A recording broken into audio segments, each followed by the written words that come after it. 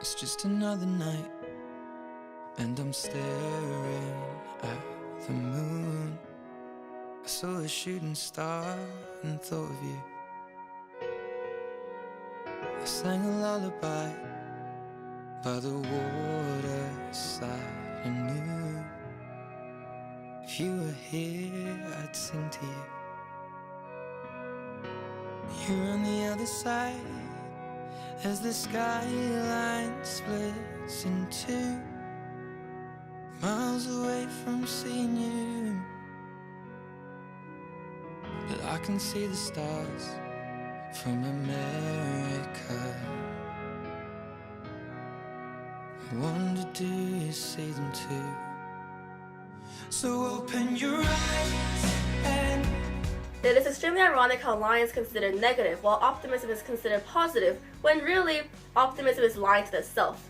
In her book Bright-Sided, Barbara Einreich deals with this notion of positive thinking, where she asserts that such hopeful thoughts are, paradoxically, destroying America. Truly self-confident people need not censor information and mislead themselves into thinking that such fabricated elements of life are in fact true. They accept reality as it is instead of assuming optimistically that things will just work out. The media has a malignant habit of making the best portrayals of the disabled and deceased. Of course, with good intentions of providing a moving story for the audience and hope for the disabled. However, those good intentions are often translated into worlds of illusion or higher expectations for the disabled because of inaccurate and inflated portrayals of their lives. Today we will be analyzing Western movies and how they depict the disabled and the deceased. Through such analyses, we will prove that they follow two main tropes.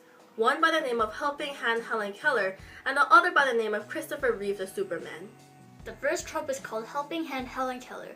This is when the main character, who has a disease or disability, overcomes hardships by forming unrealistically strong friendships or romantic relationships. The name comes from the fact that many of Helen Keller's accomplishments can be accredited to Anne Sullivan, her personal caretaker. Movies with this trope are in accordance with the cliche, love conquers all. In this trope, main characters fall in love with each other, and with their affectionate relationship alone, the characters are able to overcome their adversities. The bond is only fortified because the circumstances make it seem like the two lovers could not have met without the disease. The fact that the diseases and disabilities give the main character minimal interaction with each other makes them love harder, which glorifies whatever disability is presented in the movies. In the recently released movie The Fault in Our Stars, the two main characters, Augustus Waters and Hazel Grace, meet at a cancer support group where Augustus expresses his interest in Hazel almost immediately after the meeting. What's your full name? Hazel Grace Lancaster?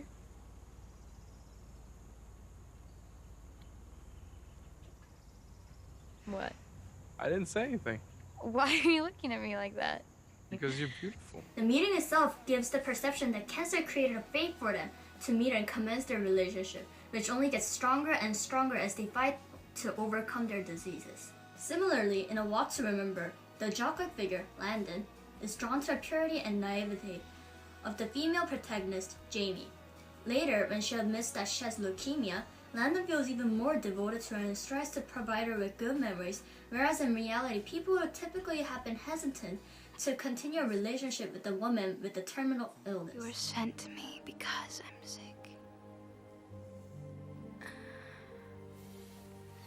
To help me through all this. In Forrest Gump, Jenny, a healthy woman, falls in love with Forrest Gump, a man with an intellectual disability. I do remember the first time I heard the sweetest voice in the wide world. You can sit here if you want.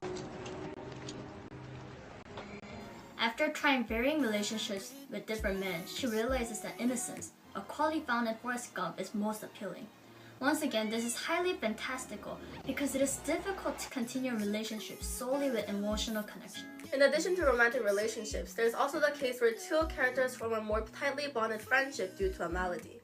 In 50-50, in order to make Adam feel better about the fact that he has cancer, Kyle instills optimism into Adam. When Adam finds out that Kyle has been persistently reading a book called Facing Cancer Together in order to assist him, they learn to appreciate each other more and therefore form a stronger friendship as they build more and more trust. Think that a girl's gonna go for me just because I have cancer. For the millionth time, yes! You think that would work? It would totally work. All right, let's do it. Also, and now it's good, Zoe hopes Tessie fulfill her bucket list before she dies. Even though the bucket list is full of illegal actions that lead to her father's disappointment, she later achieves her ultimate wish by falling in love with her neighbor Adam. Therefore, despite the bitter attitude that Tessa has towards life, she overcomes leukemia by forming different relationships. Illnesses act as a sympathy factor in these movies, instigating people to approach the disabled people first. In The Untouchables, for example, Philip hires Driz to help him move around in his daily life after an accident that leaves him permanently physically disabled. As a result of the illness, the two become friends as they help each other in quandaries.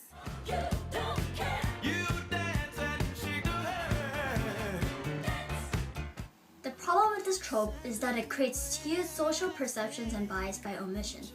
Because intractable diseases and disabilities are grossly oversimplified through such movies as if they can be overcome with the power of love, it prompts society to simply assume that all disabled people find someone of their liking and live the conventional happily ever after lives. The movies fail to mention a majority of the disabled population that live alone, depressed, and exposed to suicidal thoughts. In reality, people are already resistant to forming relationships with the disabled. Again, in reality, love has its limits.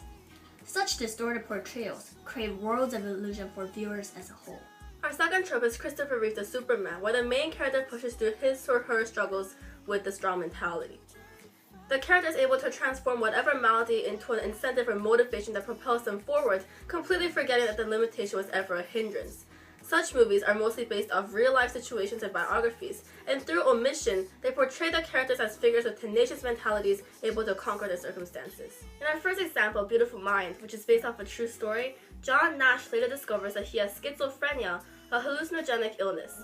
Imagine if you had suddenly learned that the people, the places, the moments most important to you were not gone, not dead, but worse, had never been. He then uses his disorder to show his ingenious mind, which ultimately leads to his success by the creation of the Nash equilibrium. After pushing through adversities, he wins a Nobel Prize for economics for coming up with Nash equilibrium. Another example is the movie The Theory of Everything, which is based off of the life of Stephen Hawking. He contracts a terminal illness called ALS disease, and he is told that he will have a life expectancy of only around 2 years. Contrary to such expectations, Hawking transcends personal and scientific norms and is once again able to communicate through a newly developed program. My name is Stephen Hawking.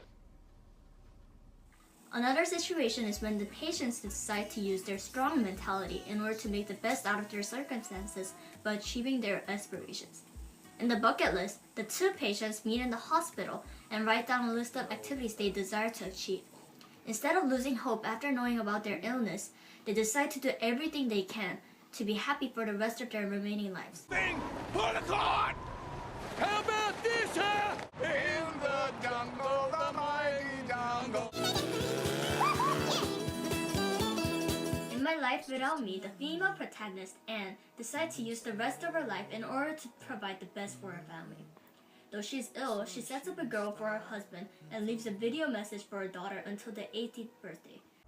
Happy birthday, my darling little Patsy. Now you're 5. I'll bet that Penny looks after you now. By omitting all the details of the mental breakdown and only presenting the strong side of the patients, the viewers expect people with terminal disease to have strong mentality, achieving their ambition. The movies portray the disabled as initially miserable characters who later overcome their shortcomings through various means. Even though audiences may be touched by the sense of perseverance in overcoming struggles, such portrayals are not necessarily beneficial because it oversimplifies adversities they must confront in their quotidian lives. As a matter of fact, it only sets higher expectations for the disabled and creates the illusion that they can prevail over their restraints as if their lives were figments of fairy tales. Because our lives are super saturated with the media and movies, people forget about the fact that the disabled portrayed in movies are those with especially strong mentalities and special relationships. The societal perception should not be that the disabled can easily overcome adversities through such means, but rather that such qualities should be applauded. Through such measures, we can create a world free of bias and perverted perceptions.